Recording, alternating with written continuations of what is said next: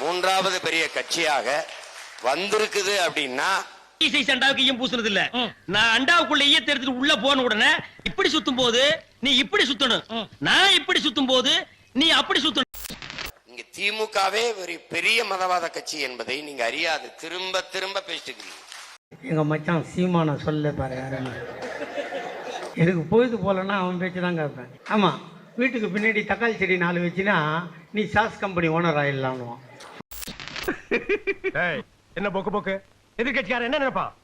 நாளைக்கு மாநாடு போடுற மதங்களை விடு மரங்களை நடுன்னு நீங்க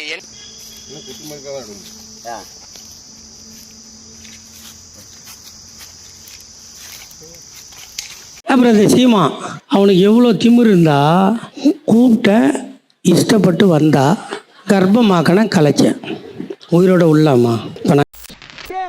ஏன்னா அப்படி கேக்குற? இல்லப்பா, மேனேஜர் மூஞ்சியே உனக்கு இல்லையடா.